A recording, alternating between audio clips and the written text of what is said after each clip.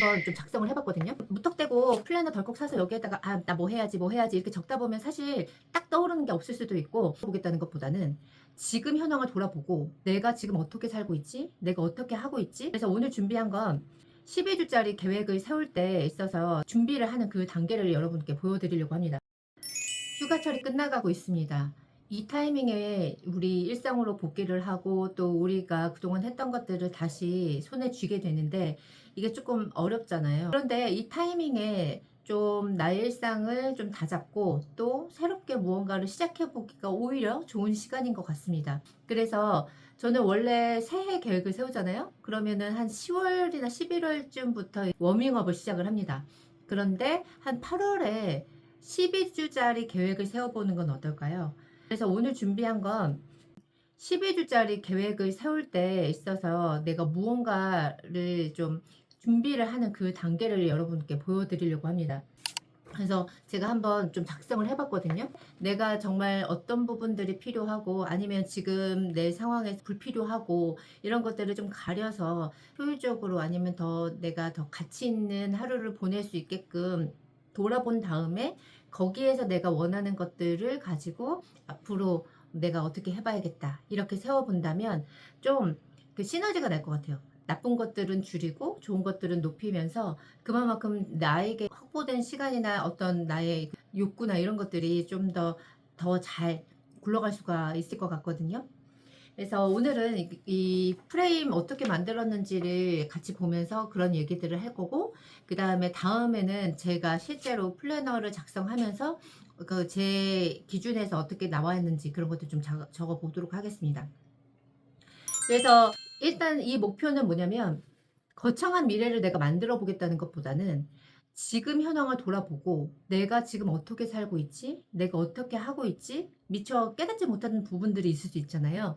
그런 것들을 한번 찾아보기도 하고 또 좀 내가 열심히 살고 있고 내가 지금 부지런하게 뭔가 여러 가지 역할을 하고 있다. 엄마로서, 뭐 아내로서, 또 사회에서 직장인으로서, 또 한 사람의 개인으로서 내가 충분히 열심히 살고 있다. 이런 부분들을 확인해 볼 수도 있는 거죠. 그래서 그런 것들을 한번 같이 보도록 하겠습니다. 프로젝트 기간에 대한 부분입니다. 제목에 써있다시피 12주로 되어 있어요. 이 12주 동안에, 그러니까 거의 한 3달이죠. 3달 동안에 어떻게 할 것인지에 대한 걸 작성을 합니다. 첫 번째는 내가 뭘 할 거를 정하기 전에 지금 내가 뭐 하고 있는지에 대한 걸 지금 적어보는 거거든요. 그래서 일주일 동안에 내가 뭘 하는지를 타임테이블을 적어 놓고 거기에다가 작성을 하는 겁니다. 물론 새벽 4시부터 뭔가 깨어있는 분들은 많지는 않겠지만 또 그 사람마다 조금씩 차이가 있을 수 있기 때문에 조금 넉넉하게 잡아놨어요. 직장인 분들은 더 뭔가 시간대가 딱 짜여져 있을 거예요. 그 출근 시간이 뭐 1시간에서 뭐 길게는 서너 시간까지 걸리는 분들이 있으실 거고, 그 다음에 또 주말에도 일하는 분이 계실 수도 있고, 또 대학원이나 아니면 다른 학원에 다니는 분들, 아니면 주기적으로 동호회나 취미 활동을 하시는 분들이 있을 수 있죠. 운동 같은 것들도 있고. 그래서 그런 시간대를 딱 배분을 해 놓고 나면 내가 정말로 자는 시간 외에 그 외에 여가 시간들이 이제 드러나게 될 겁니다. 그러면 그런 시간들이 대략 얼마인지를 파악을 할 수 있는 거죠. 그러면 그 시간을 내가 어떻게 보낼 수 있는지 이런 것들에 대한 뭔가 아이디어가 이제 그때부터 생기게 되지 않을까요?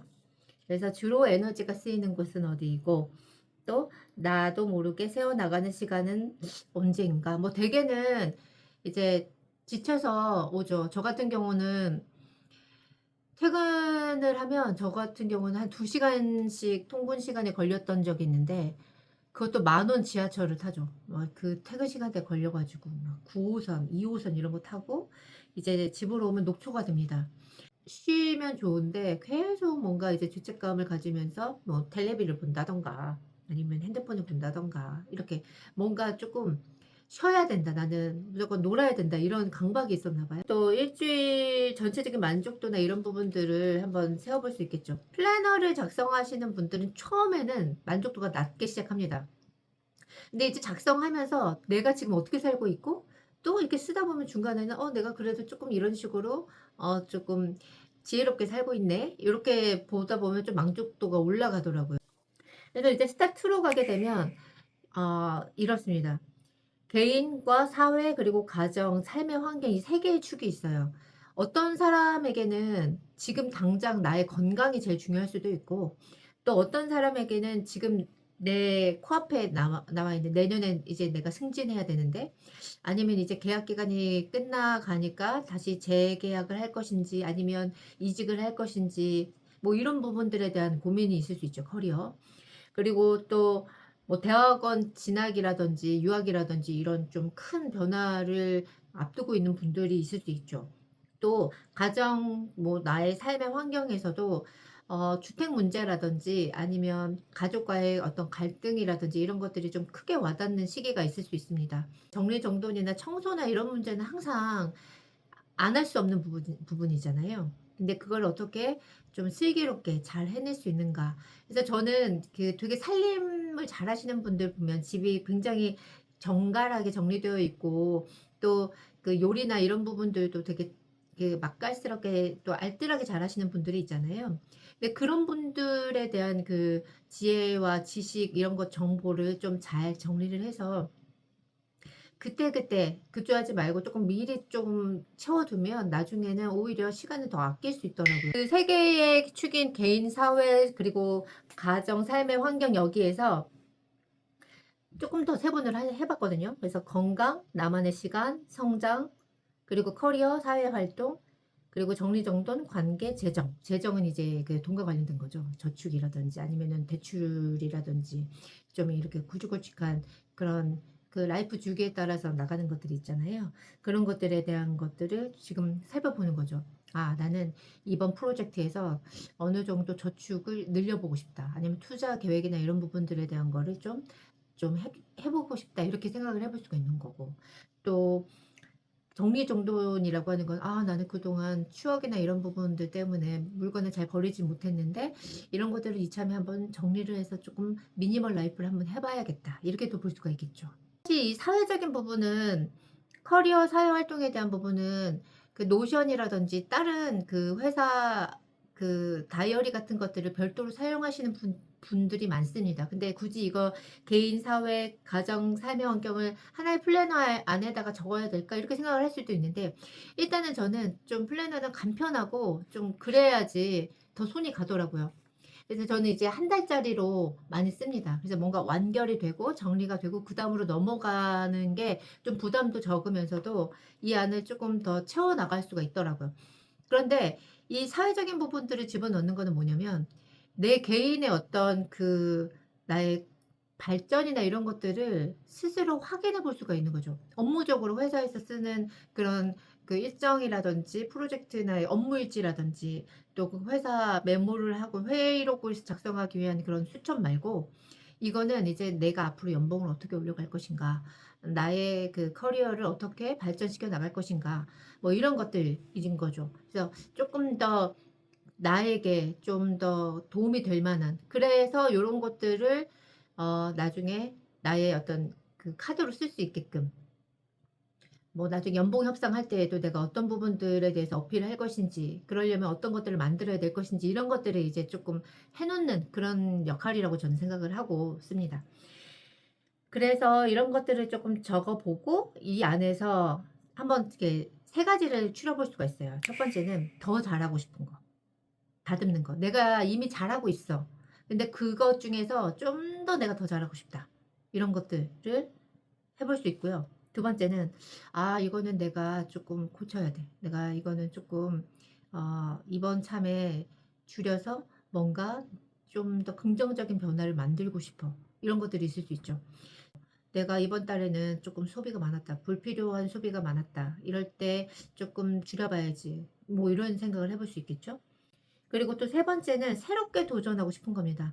그동안 나는 약간 미뤄왔던 것들이 있었고 그래서 또 이렇게 막상 해 보려니까 선뜻 이렇게 해 보지 못한 것들이 있을 수 있잖아요. 근데 그런 것들을 한번 해 보는 거죠.